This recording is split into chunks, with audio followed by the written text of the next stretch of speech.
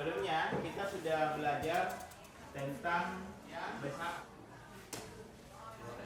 dua besaran. Memerangi isu potret pembelajaran di madrasah dengan segala keterbatasannya, seperti koleksi perpustakaan yang terbatas, fasilitas dan sarana belajar minim, hingga diskusi ilmiah dan guru tamu yang hampir tidak ada. Yusbar, yang memulai karir gurunya dari tahun 2005, ditempa untuk bisa membangkitkan semangat belajar mengajar di Mansatu Macene kala itu. Berarti 140 dibagi adalah? Iya, beragam sebenarnya, tapi lebih banyak siswa kalau sudah jam-jam 10, 11 sampai jam 2 ke atas itu sudah jenuh sebenarnya. Paling bagus biasa jam pagi, kemudian paling hari Senin, masuk hari Selasa, Rabu dan seterusnya itu sudah dijejali materi, berbagai macam materi yang kita berikan itu hampir bukan bosan tapi jenuh dengan kondisi proses pembelajaran seperti itu. Hanya di kelas kita ganti-gantian masuk ini, guru ganti-gantian masuk, kemudian kelas siswa tetap tidak berubah. Itu yang biasa membuat siswa menjadi jenuh. Kalau kita presentasikan dari 100 yang kita berikan, paling yang bisa diterima itu 20, bahkan paling tinggi 30.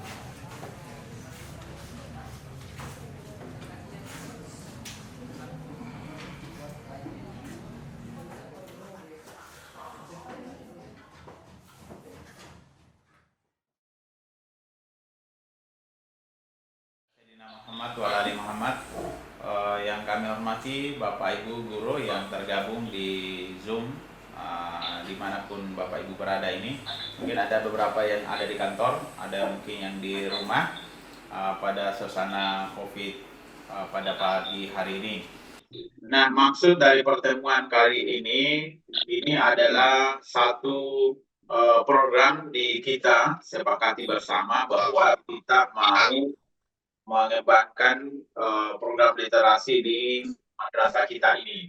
Nah, mengikuti trik dan cara penyusunan. Tahun 2019, Yusbar diamanahi menjadi kepala sekolah yang tiba-tiba di awal tahun 2020 dihadapkan dengan permasalahan pandemi COVID-19.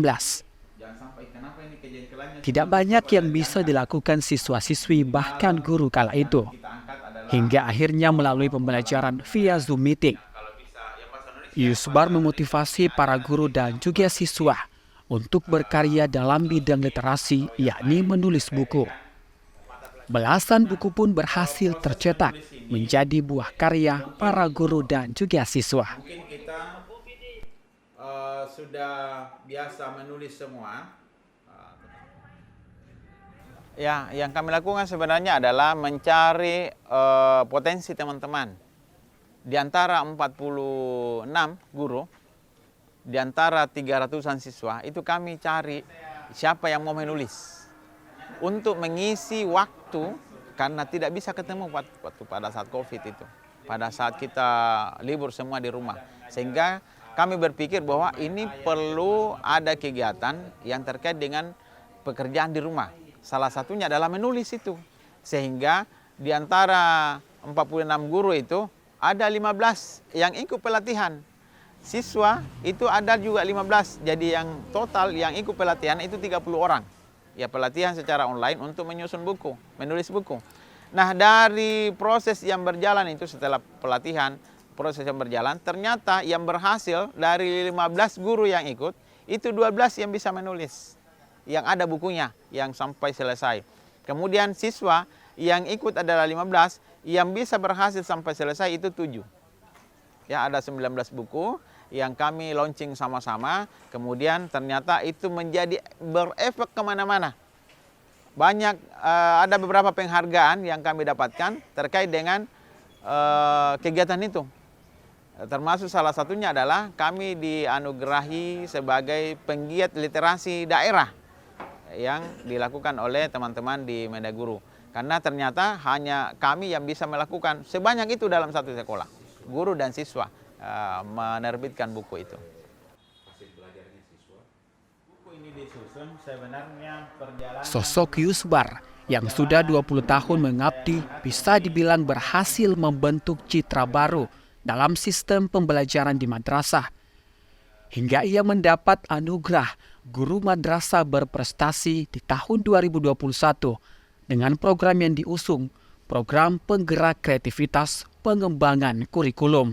Yang kami lakukan, jadi belajar kerja nyata ini adalah aplikasinya di masyarakat, teorinya di kelas. Itu yang kita lakukan selama ini.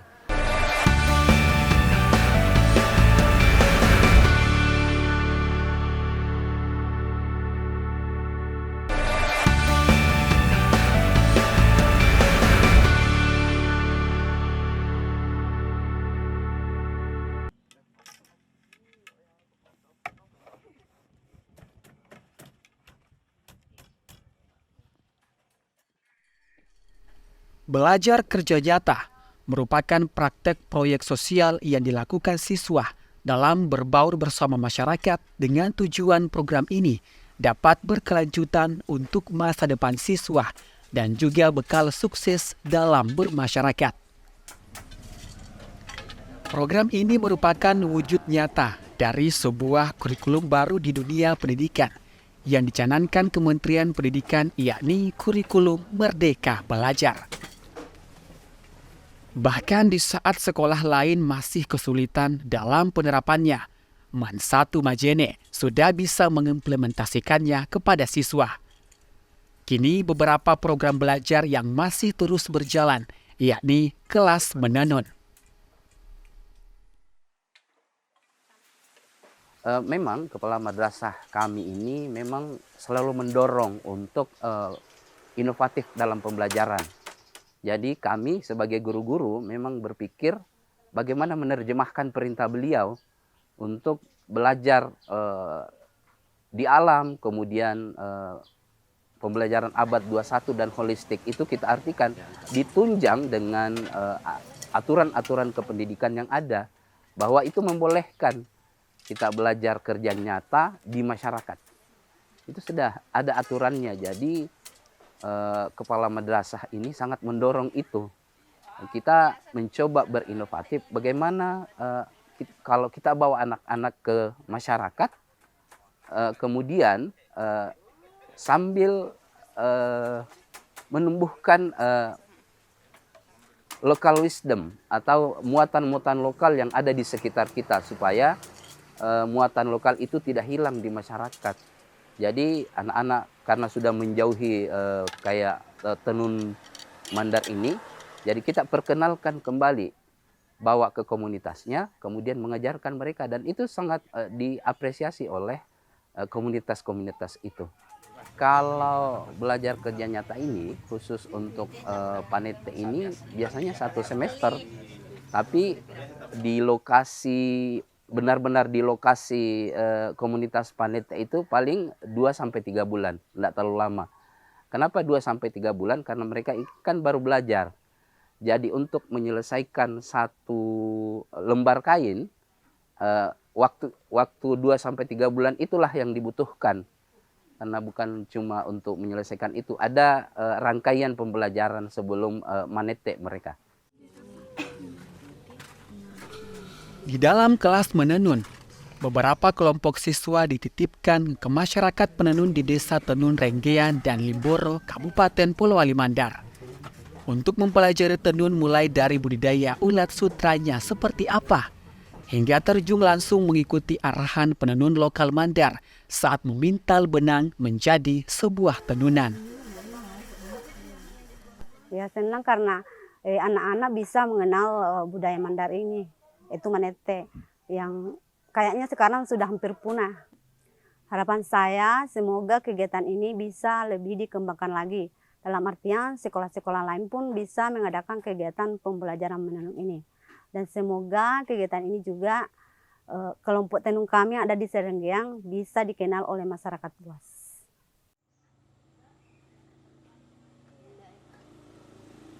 Saya sendiri dan teman-teman itu sangat antusias karena yang ditahu itu ya manete itu biasanya cuma lipas abe yang jadinya saja yang ditahu, tapi prosesnya belum ditahu. Jadi kami tuh antusias sekali karena menurut kami itu adalah hal baru. Jadi mengenai pengalaman, tentunya ini adalah pengalaman yang pertama karena ini juga hal yang baru bagi kami. Jadi pengalaman kami itu kayak mulai dari Sumau kita juga ikuti itu, kemudian kayak manete. Jadi kayak ya lumayan susah karena kayak prosesnya juga banyak dan kayak lumayan susah, apalagi kayak kita itu baru baru sangki lihat begitu. Tentunya kan ini lipas abe merupakan warisan budaya, tapi kalangan muda kayak kami tuh kurang dilirik sama anak muda yang lain. Tapi dengan program yang ada di MAN sehingga kami bisa melestarikan budaya yang ada di suku Mandar ini.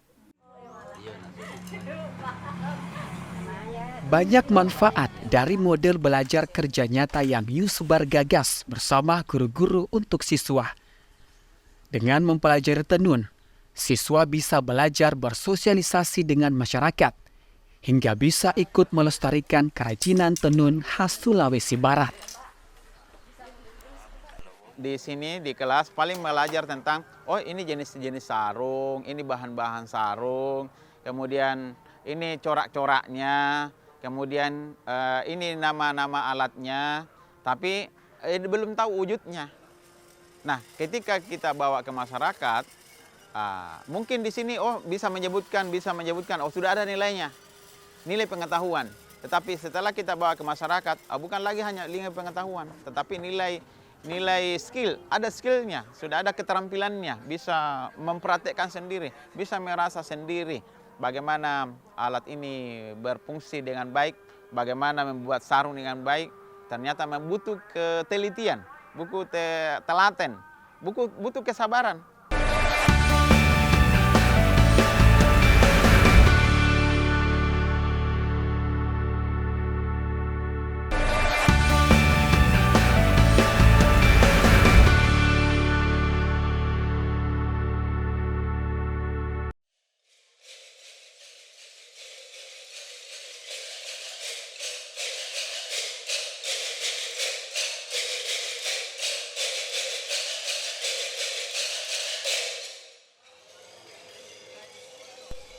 Selain menenun, program belajar lainnya yang sedang berjalan saat ini, yakni siswa juga sedang fokus untuk belajar mengenal seni musik tradisional Sulawesi Barat, yakni belajar alat musik calong.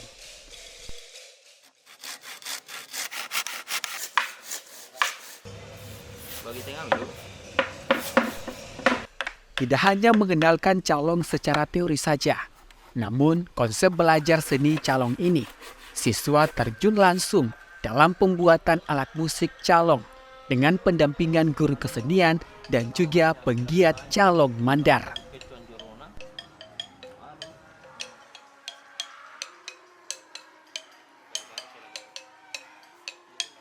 Siswa itu tidak tertarik kalau langsung disampaikan kita mau buat calong. Itu tidak mungkin tertarik, ya. Kalaupun tertarik, sedikit kemungkinan, kecil sekali kemungkinan akan tertarik. Sehingga yang cara saya cerita sedikit, saya arahkan untuk mencari kelapa. Saya arahkan mencari kelapa, dari beberapa bahan itu, saya arahkan untuk mencari semua. Setelah didapatkan dalam setiap pertemuan itu, dibawa, baru saya ajarkan lagi bagaimana cara memotong. Belum saya menyampaikan bahwa kita akan membuat calong. Belum menyampaikan akan kita membuat calong. Setelah itu mereka menikmati proses itu sampai jadi, oh ternyata setelah 80%, 70%, 80% itu sudah ditemukan bahwa oh ternyata yang harus kita buat ini adalah calong. Sehingga di semester sebelumnya itu kita proses pembuatan calong, tapi belum sampai memainkan. Baru semester ini baru kita mencoba untuk memainkan, mulai dari dasar-dasarnya, dan sampai sekarang ini pun yang kami rencanakan tampilkan itu adalah dasar-dasar yang nantinya kita tampilkan. Nanti baru semester selanjutnya baru kita kembangkan lagi dengan ansambel-ansambel musik lainnya. Pembelajaran di kelas seni musik calon ini diadakan dengan tujuan agar siswa lebih mengenal kesenian tradisional Mandar. Bukan hanya mengenal secara teori saja, namun siswa juga dapat berperan aktif, mulai dari pembuatan hingga memainkan nada, hingga nantinya siswa dikenalkan pada sebuah pagelaran seni yang bisa mereka rancang sendiri untuk mementaskan karya musiknya.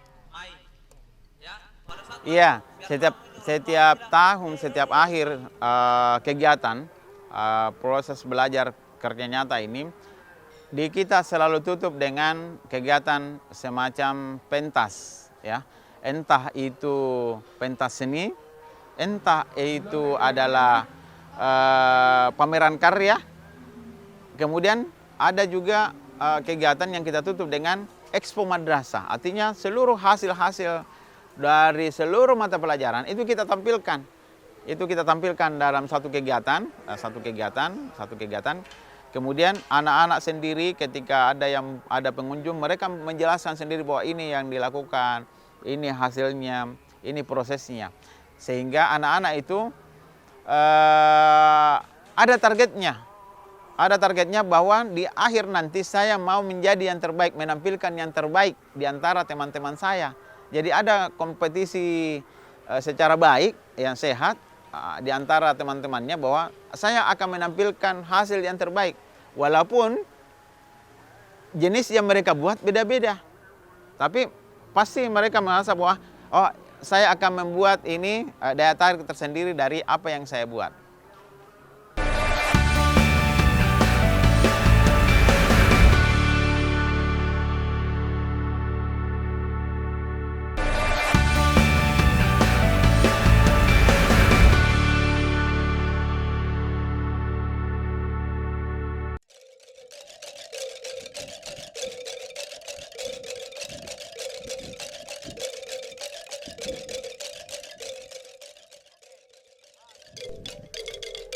Sebelum pementasan, berlatih di luar sekolah menjadi hal paling menyenangkan bagi siswa. Karena selain merefresh pikiran dan juga mental, siswa pun bisa lebih tenang menjiwai irama yang dihasilkan dari alat musik calong. Untuk memainkan calong ini artinya kita harus betul-betul konsentrasi. Pertama konsentrasi, yang kedua teliti, karena sedikit salah itu akan merusak. Artinya merusak kalau semisal kita melakukan sebuah calon dengan dengan teman-teman, ada satu calon yang kedengaran salah, itu pastikan merusak bunyi. Kami ini sangat setuju kalau memang alat musik tradisional selalu dilanjut dan didukung, karena ini adalah warisan budaya. Kami sangat bangga karena pertama kita melihat adik-adik cinta dengan tradisi dan mampu memainkan alat musik calong. Mudah-mudahan ke depannya adik-adik ini membawa nama harum Indonesia. Tidak hanya mengasah kemampuan berseni, kesiapan mental siswa pun menjadi penentu sebuah perhelatan pementasan seni yang akan mereka garap secara bersama dengan para guru.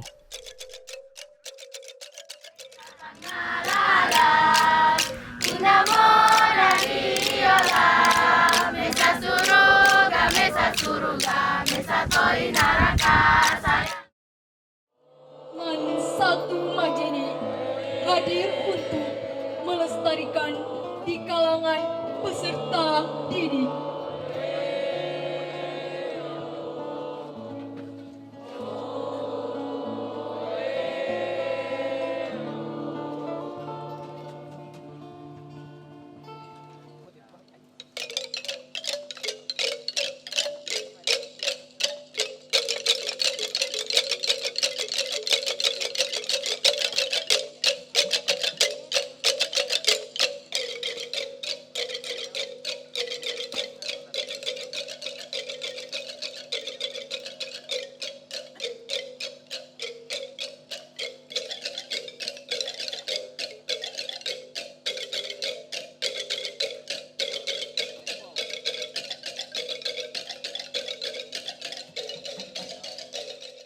Dari hasil pementasan inilah menjadi bukti nyata bahwa siswa madrasah pun siap untuk bersaing tidak hanya dalam mata pelajaran saja, namun juga dalam hal bersosialisasi dengan masyarakat, hingga dapat menghasilkan sebuah karya nyata sebagai wujud pelestarian seni dan budaya daerah.